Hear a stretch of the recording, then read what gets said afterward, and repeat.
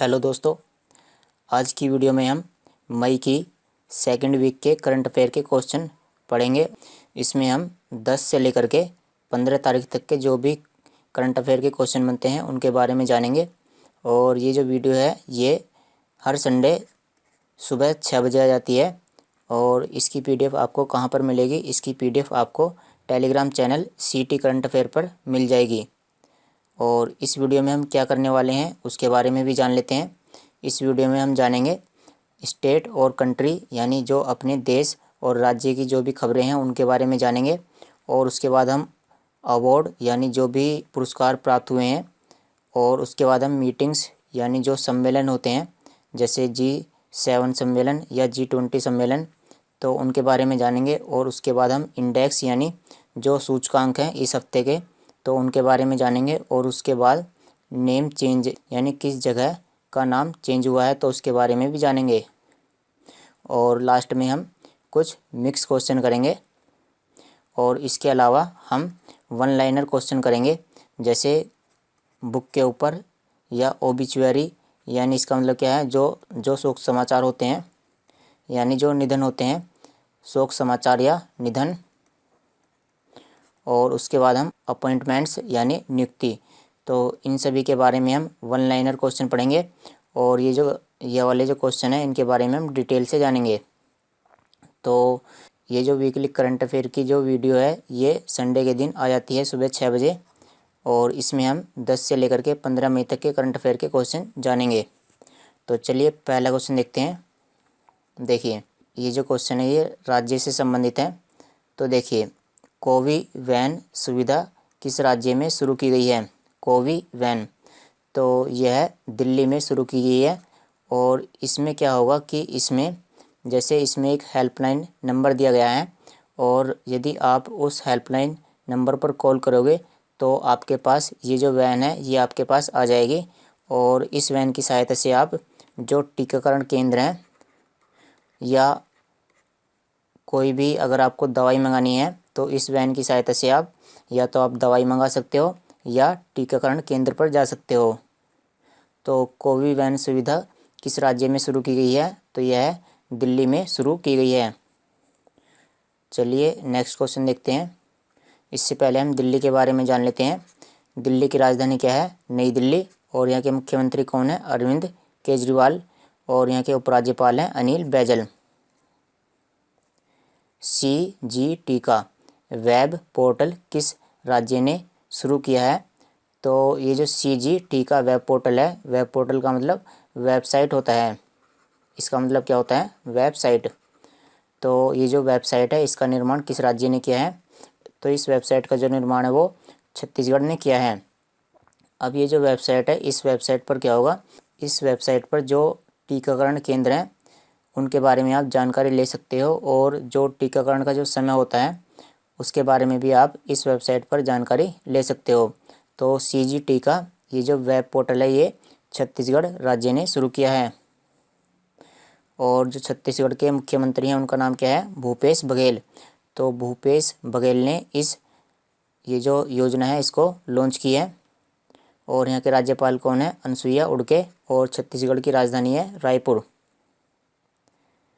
तो इसमें देखते हैं हमारे पास ये, इनको हम बोलते हैं, इनका नाम है रोपवे। रोप का मतलब क्या होता है? रस्सियाँ। तो रस्सियों पर इस तरह के ये जो हैं ये चलाए जाते हैं। तो रोपवे प्रणाली किस राज्य में शुरू की गई है? तो रोपवे प्रणाली उत्तराखंड राज्य में शुरू की गई है।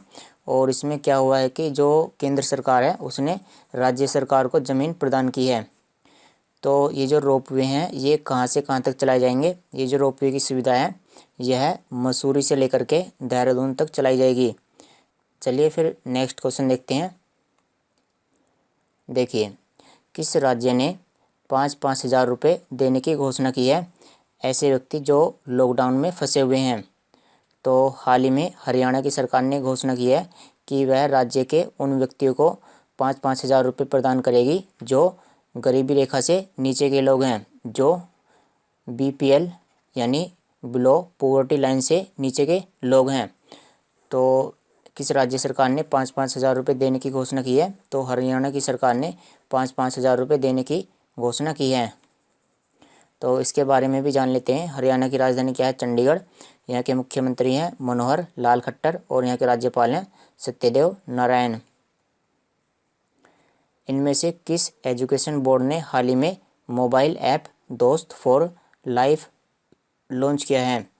तो ये जो मोबाइल ऐप है ये किसके द्वारा लॉन्च किया गया है? तो दोस्त फॉर लाइफ ये CBSE के द्वारा लॉन्च किया गया है। और इस मोबाइल ऐप में क्या होगा? इस मोबाइल ऐप में जो स्टूडेंट का जो मेंटल हेल्थ है, यानी जो उनका जो उनके अंदर जो टेंशन है एग्ज़ाम को लेकर के, उससे संबंधित सभी परेशानियों का समाधान किया जाएगा। चलिए नेक्स्ट क्वेश्चन देखते हैं। देखिए, जो सुप्रीम कोर्ट है उसने हाल ही में एक टास्क फोर्स का गठन किया है। तो ये जो टास्क फोर्स है इसका कार्य क्या है? इस टास्क फोर्स का कार्य है कि जो ऑक्सीजन है और जो दवाइयाँ हैं इनकी सप्लाई ठीक तरह से की जाए, क्योंकि जो अस्पताल हैं उनको ऑक्सीजन चाहिए और उनको दवाई भी चाहिए। तो इनकी दवाइयों की और जो ऑक्सीजन की जो सप्लाई है वो ठीक तरीके से हो पाए। कितनी मात्रा में किस राज्य में दवाई पहुंचानी है और कितनी मात्रा में जो ऑक्सीजन है वो अस्पताल में पहुंचानी है, तो इसका जो निर्धारण है वो ये टास्क फोर्स करेगी। तो ये जो टास्क फोर्स है इसका गठन किसके द्वारा किया गया है? इसका गठन सुप्रीम कोर्ट के द्वारा किया गया है। और आप ये बताइए कि इस टास्क फोर्स में कितने सदस्य हैं? तो इस टास्क फोर्स में 12 सदस्य हैं। तो इससे यही क्वेश्चन बनते हैं कि ये जो टास्क फोर्स है इसका निर्माण किसने किया है? तो इसका निर्माण किया है सुप्रीम कोर्ट ने। तो किस राज्य ने वर्षा के जल को इकट्ठा करने के लिए एक योजना बनाई है? तो हाल ही में हिमाचल प्रदेश ने जो वर्षा का जल होता है उसको इकट्ठा करने के लिए एक योजना बनाई है। और इस योजना के तहत क्या होगा कि जो भी वर्षा का जल है उसको जंगलों में इकट्ठा कर लिया जाएगा और इसके लिए जो तालाब होते हैं उनका भी निर्माण किया जाएगा। और इसका फ़ायदा क्या होगा? इसका फ़ायदा ये होगा कि जो वाटर लेवल है उसमें वृद्धि होगी। जैसे जो पानी का लेवल है धरती के अंदर, तो उसमें इंक्रीज होगा, वो जो वाटर लेवल है वो इंक्रीज होगा। तो हिमाचल प्रदेश के बारे में भी जान लेते हैं। इसकी राजधानी क्या है? इसकी राजधानी है शिमला, जो इसकी ग्रीष्मकालीन राजधानी है। और इसकी दूसरी राजधानी क्या है? धर्मशाला, जो इसकी शीतकालीन राजधानी है। और इसके मुख्यमंत्री कौन है? इसके मुख्यमंत्री हैं जयराम ठाकुर और यहाँ के राज्यपाल हैं बंडारू दत्तात्रेय। तो ये राज्य और अपने देश से संबंधित करंट अफेयर के क्वेश्चन थे। अब हम क्या जानेंगे? अब हम पुरस्कार के बारे में जानेंगे। तो देखिए, ये पुरस्कार है अर्लाइन पचत ग्लोबल विजन अवार्ड। तो ये अवार्ड किसको मिला है? अर्लाइन पचत ग्लोबल विजन अवार्ड। तो ये पुरस्कार मिला है जस्टिस गीता मित्तल को। ये न्यायाधीश हैं। और ये जो अर्लाइन पचत ग्लोबल विजन अवार्ड है ये केवल महिला न्यायाधीश को ही दिया जाता है। तो ये जो अवार्ड है ये जस्टिस गीता मित्तल को मिला है। साथ ही में ये इनको भी मिला है, इनका नाम है जस्टिस मार्गरीटा लूना रामोस। तो ये अवार्ड इन 2 महिलाओं को मिला है। और ये जो अर्लाइन पचत ग्लोबल विजन अवार्ड है ये केवल महिलाओं को ही दिया जाता है। देखिए, अगला अवार्ड देखते हैं। Laureus world sportsman of the year 2021 से किस खिलाड़ी को सम्मानित किया गया है? तो ये जो अवार्ड है Laureus world sportsman of the year, यानी जो साल के सबसे बेस्ट खिलाड़ी हैं वो कौन है? तो इसका अवार्ड मिला है, इनका नाम है राफेल नडाल को। तो ये हैं राफेल नडाल जो टेनिस के खिलाड़ी हैं। इसी की तरह से स्पोर्ट वुमेन यानी वुमेन की कैटेगरी में ये अवार्ड किसको मिला है? तो ये अवार्ड मिला है वुमेन की कैटेगरी में जापान की नोओमी ओसाका को। मैन की कैटेगरी में किसको मिला है? मैन की कैटेगरी में मिला है राफेल नडाल को। और वुमेन की कैटेगरी में मिला है नाओमी ओसाका। तो ये है नाओमी ओसाका। और ये जो लॉरियस अवार्ड हैं ये अन्य व्यक्ति को भी मिले हैं, जैसे team of the year award ये किसको मिला है? ये मिला है बायर्न म्यूनिक को। और लाइफ टाइम अचीवमेंट अवार्ड ये किसको मिला है? ये मिला है बिली जीन किंग को। और athlete advocate of the year award ये किसको मिला है? लुइस हैमिल्टन को। New York city international film festival में सर्वश्रेष्ठ अभिनेता का पुरस्कार किसको मिला है? तो बेस्ट एक्टर का अवार्ड मिला है अनुपम खेर को। और इनकी जो फिल्म थी, फिल्म का नाम क्या था? Happy birthday. इनको हैप्पी बर्थडे फिल्म के लिए सर्वश्रेष्ठ अभिनेता का पुरस्कार मिला है। और ये जो New York city international film festival है, इसमें एक और पुरस्कार मिला है। इसमें जो ये जो हैप्पी बर्थडे फिल्म है, इसको भी पुरस्कार मिला है। इसको सर्वश्रेष्ठ लघु फिल्म का पुरस्कार मिला है, सर्वश्रेष्ठ लघु फिल्म। निम्न में से किस खिलाड़ी ने मैड्रिड ओपन 2021 जीता है? तो ये जो मैड्रिड ओपन है, ये एक टेनिस टूर्नामेंट है और ये किस खिलाड़ी ने जीता है? तो मैड्रिड ओपन जीता है अलेक्जेंडर ज्वेरेव ने। तो ये तो मेंस की कैटेगरी में है। अगर हम वोमेन की कैटेगरी में बात करें तो महिलाओं की कैटेगरी में ये अवार्ड जीता है एरिना सबेलेंका ने। एरिना सबेलेंका ने, जो बेलारूस की हैं। तो ये जो मैड्रिड ओपन है, ये मैड्रिड में खेला जाता है। मैड्रिड में खेला जाता है। मैड्रिड क्या है? मैड्रिड स्पेन की राजधानी है। चलिए अगला क्वेश्चन देखते हैं। 2021 स्पेनिश ग्रैंड पिक्स किसने जीता है? तो ये जो ग्रैंड पिक्स है, ये जो अवार्ड है, ये किस खेल के लिए दिया जाता है? तो ये जो अवार्ड है, ये फार्मूला 1 रेस के लिए दिया जाता है। तो ये जो फार्मूला 1 रेस होती है, इसमें एक सिंगल सीटर इस तरह की कार होती है और इसी के लिए दिया जाता है ग्रैंड पिक्स अवार्ड। तो ये जो रेस है वो कहाँ पर हुई थी? ये रेस स्पेन में हुई थी। तो स्पेनिश ग्रैंड पिक्स किसने जीता है? तो ये अवार्ड जीता है लुइस हैमिल्टन ने। ग्रीन ऊर्जा पुरस्कार किस मिनी रत्न कंपनी को मिला है? तो ग्रीन ऊर्जा पुरस्कार मिला है भारतीय अक्षय ऊर्जा विकास एजेंसी लिमिटेड को। तो इस कंपनी के बारे में जान लेते हैं। इस कंपनी को शॉर्ट में हम बोलते हैं इरेडा। इरेडा। तो ये जो इरेडा है, इसकी फुल फॉर्म क्या है? इसकी फुल फॉर्म है Indian renewable energy development agency limited. और इसका मुख्यालय कहाँ पर है? इसका मुख्यालय है नई दिल्ली में। और इसके जो अध्यक्ष हैं वो कौन है? प्रदीप कुमार दास। तो किस टीम ने इंग्लिश प्रीमियर लीग का खिताब जीता है? English premier league. ये जो इंग्लिश प्रीमियर लीग है, इसमें फुटबॉल का आयोजन किया जाता है। तो ये खिताब किसने जीता है? ये खिताब जीता है मैनचेस्टर सिटी ने। और इसमें कितनी टीमें थी इस बार? इसमें 20 टीमों ने भाग लिया था और मैनचेस्टर सिटी ने इंग्लिश प्रीमियर लीग का खिताब जीता है। विश्व खाद्य पुरस्कार 2021 किसको मिला है? तो खाद यानी फर्टिलाइज़र। तो ये हैं, इनका नाम क्या है? इनका नाम है डॉक्टर शकुंतला हरक सिंह। तो इन्होंने खाद का निर्माण किया था, इन्होंने फर्टिलाइज़र का निर्माण किया था। जो मछलियाँ होती हैं, इन्होंने मछलियों के लिए खाद का निर्माण किया था और इसी के लिए इनको विश्व खाद्य पुरस्कार मिला है।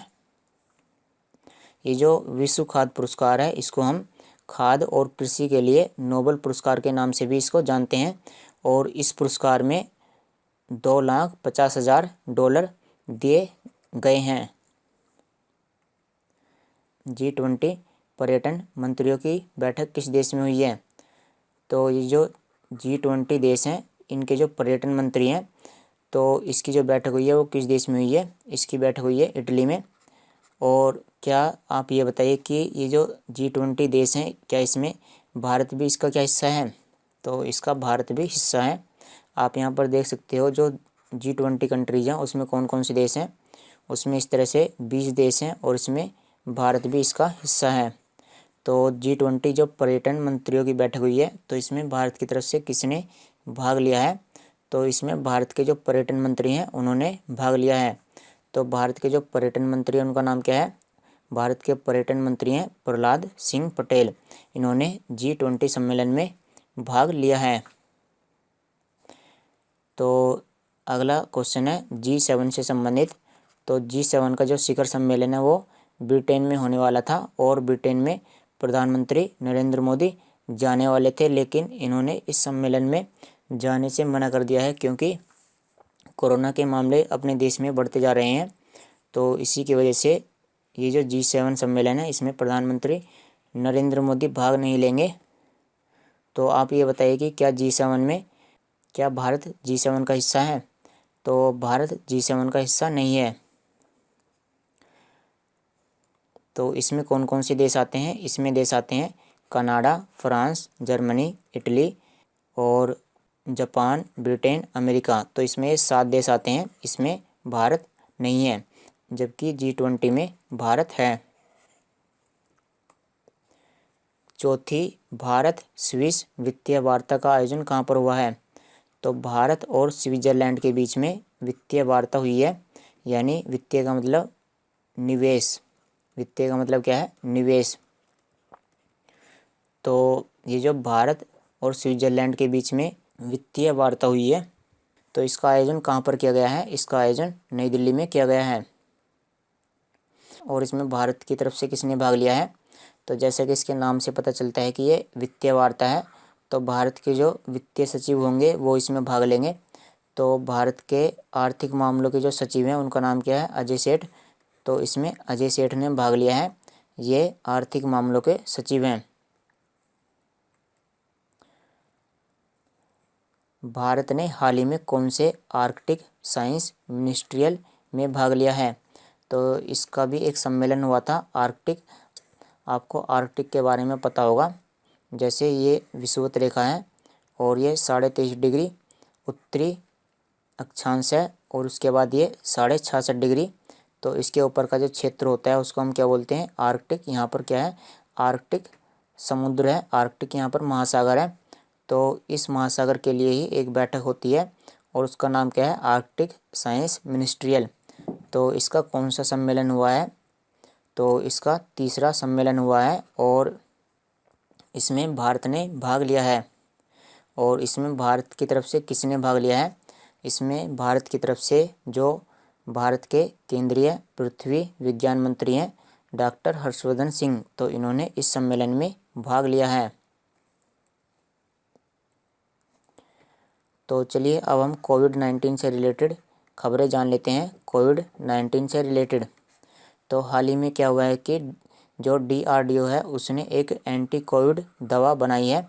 ये जो एंटी कोविड दवा है इसका जो इस्तेमाल है वो कोरोना वायरस के लिए किया जाएगा। तो ये जो एंटी कोविड दवा है इसको DCGI यानी DCGI drug controller journal of India इसने इसकी आपातकालीन मंजूरी दी है।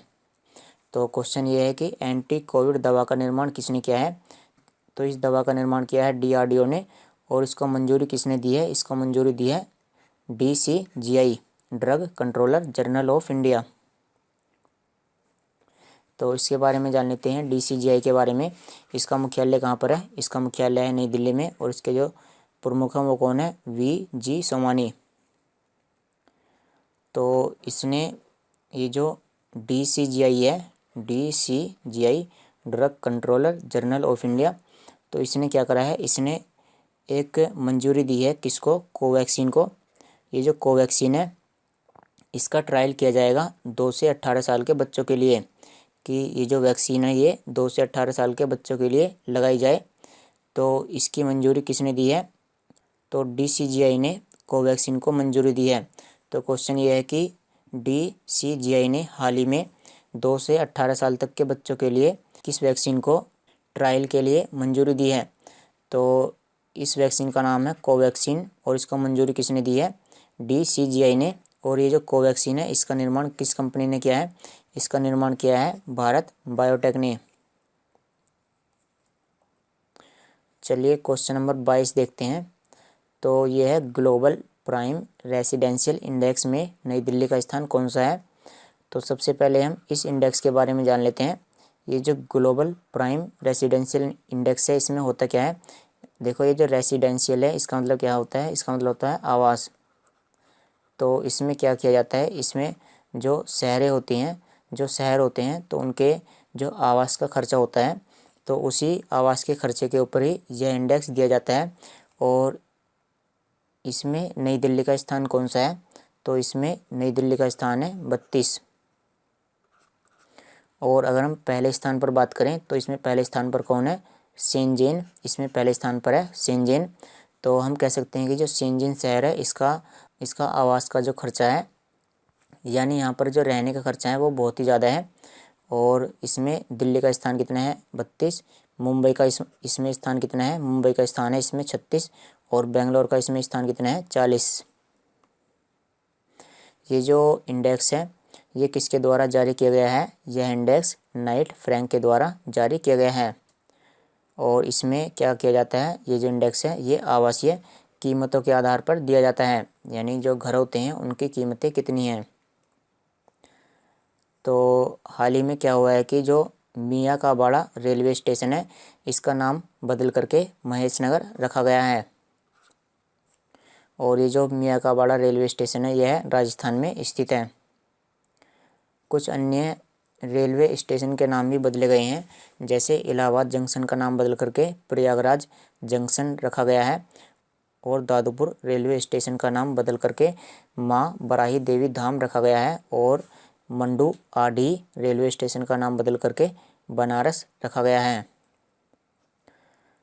चलिए अगला क्वेश्चन देखते हैं। तो अगला क्वेश्चन किससे संबंधित है, यह टोक्यो ओलंपिक से संबंधित है। टोक्यो ओलंपिक 2020, तो इनका जो आयोजन है वो 2021 में होने वाला था।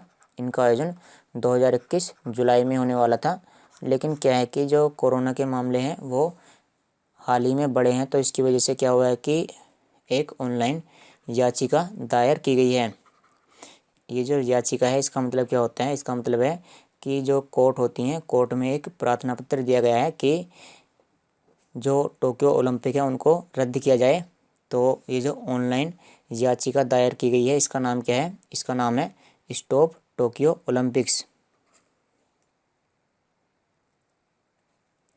किस देश की पर्वतारोही कामी रीता शेरपा, तो ये हैं कामी रीता शेरपा।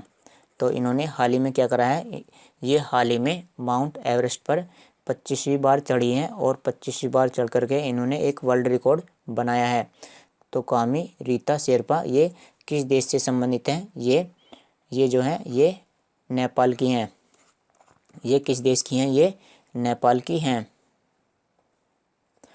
डोज 1 किसका चंद्रमा मिशन है, तो ये जो इसका चंद्रमा मिशन का नाम क्या है, डोज 1। तो ये चंद्रमा मिशन है स्पेसएक्स का, जो अमेरिका की स्पेस एजेंसी है। तो चलिए ये हमारे पास क्वेश्चन थे जिनके बारे में हमने विस्तार से जाना। अब हम वन लाइनर क्वेश्चन जानेंगे।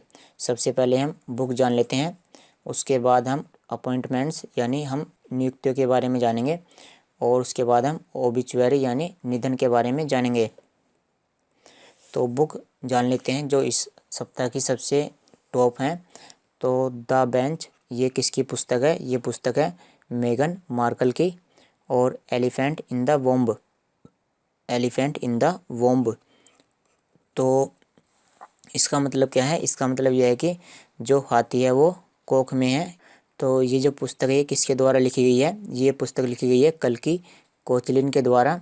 और life in the clock tower valley, इसके लेखक कौन है, इसके लेखक हैं शकूर राठौर और Klara and the sun novel, Klara and the sun novel. तो इसके लेखक कौन है, इसके लेखक हैं कजुओ इशिगुरो। और all time favourite for children, तो इसके लेखक कौन है, इसके लेखक हैं रस्किन बॉन्ड। तो चलिए अब हम नियुक्तियों के बारे में जान लेते हैं। तो मुख्यमंत्री हैं और इनकी नियुक्ति की गई है। तो ये जो हिमंत बिस्वा शर्मा है ये किस राज्य के मुख्यमंत्री बने हैं, हिमंत बिस्वा शर्मा किस राज्य के मुख्यमंत्री बने हैं, तो ये असम के मुख्यमंत्री बने हैं। तो हाल ही में क्या हुआ है कि जो भारतीय क्रिकेट टीम है इसमें एक पारसी व्यक्ति को शामिल किया गया है। तो वो जो पारसी व्यक्ति हैं उनका नाम क्या है, उनका नाम है अर्जन नागवासवाला। तो ऐसा 28 साल के बाद में हुआ है कि भारतीय क्रिकेट टीम में एक पारसी खिलाड़ी को रखा गया है। चलिए अगला क्वेश्चन देखते हैं। तो हाल ही में आरबीआई के कार्यकारी निदेशक के रूप में किसे चुना गया है, आरबीआई यानी रिजर्व बैंक ऑफ इंडिया के कार्यकारी निदेशक कौन बने हैं, तो इनका नाम है जोस जे कटूर। और युगांडा के राष्ट्रपति कौन बने हैं? तो युगांडा के राष्ट्रपति बने हैं Yoweri Museveni. Bharat petroleum corporation limited के अध्यक्ष और प्रबंध निदेशक के रूप में किसे चुना गया है? तो बीपीसीएल के अध्यक्ष कौन बने हैं? इसके अध्यक्ष बने हैं अरुण कुमार सिंह। और यूनाइटेड नेशन यानी संयुक्त राष्ट्र के मानवीय प्रमुख कौन बने हैं? तो संयुक्त राष्ट्र के मानवीय प्रमुख बने हैं मार्टिन ग्रिफिथ्स। और बीसीसीआई यानी Bharat cricket control board, BCCI यानी board of control for cricket in India, board of control for cricket in India. तो बीसीसीआई ने हाल ही में क्या करा है, इसने जो महिला क्रिकेट टीम है उसके लिए एक कोच नियुक्त किया है। तो कोच का नाम क्या है? कोच का नाम है रमेश पवार। चलिए अब हम शोक समाचार के बारे में जान लेते हैं कि किसका निधन हुआ है। तो हाल ही में आज़ाद हिंद फौज के दिग्गज का निधन हुआ है और उनका नाम क्या है? उनका नाम है लालती राम। ये जो आज़ाद हिंद फौज है इसका गठन किसने किया था? इसका गठन 1942 में मोहन सिंह के द्वारा किया गया था और 1943 में इसको सुभाष चंद्र बोस के द्वारा लीड किया गया था। 1943 में इसको सुभाष चंद्र बोस के द्वारा इसका नेतृत्व किया गया था। तो ये जो लालती राम है ये भी आज़ाद हिंद फौज में थे। ये जो आज़ाद हिंद फौज है इसको हम इंडियन नेशनल आर्मी के नाम से भी जानते हैं। चलिए क्वेश्चन नंबर 2 देखते हैं। तो KR गौरी का हाल ही में निधन हो गया है, तो वह किस क्षेत्र से संबंधित हैं? तो ये राजनीति से संबंधित हैं। ये कौन है? ये केरल की विधानसभा की अध्यक्ष हैं, यानी ये विधायक हैं। रघुनाथ मोहपात्रा, तो इनका हाल ही में निधन हो गया है और ये किस क्षेत्र से संबंधित हैं? तो ये एक मूर्तिकार हैं। हाल ही में निधन हो चुके पद्मश्री पुरस्कार से सम्मानित संगीतकार का नाम क्या है? तो वनराज भाटिया का हाल ही में निधन हुआ है और ये कौन है? ये संगीतकार हैं। तो अगला क्वेश्चन है के रोगोथमन, तो इनका हाल ही में निधन हुआ है और ये किस क्षेत्र से संबंधित है? तो ये जो हैं ये केंद्रीय जांच ब्यूरो, तो ये इस संगठन से संबंधित हैं। केंद्रीय जांच ब्यूरो यानी CBI, central bureau of investigation. तो ये कौन थे? ये CBI में काम करते थे। इनका नाम क्या है? इनका नाम है के रोगोथमन। और अगला क्वेश्चन है होमेन बरगोहाई, तो इनका भी हाल ही में निधन हुआ है और ये किस क्षेत्र से संबंधित हैं? तो ये एक प्रसिद्ध साहित्यकार हैं, यानी ये किताब लिखते हैं। और लास्ट क्वेश्चन है अनूप भट्टाचार्य, तो ये किस क्षेत्र से संबंधित हैं? ये संगीतकार हैं और ये संगीत से संबंधित हैं। तो चलिए दोस्तों आज की वीडियो में इतना ही। अगर आप इसकी PDF डाउनलोड करना चाहते हो तो आप टेलीग्राम चैनल ज्वाइन कर सकते हो। टेलीग्राम चैनल का नाम क्या है? CT current affair. Thanks for watching the video. तो जो अगले वीक की जो करंट अफेयर होगी वो भी संडे में आपको मिल जाएगी। तो चलिए मिलते हैं अगली वीडियो में।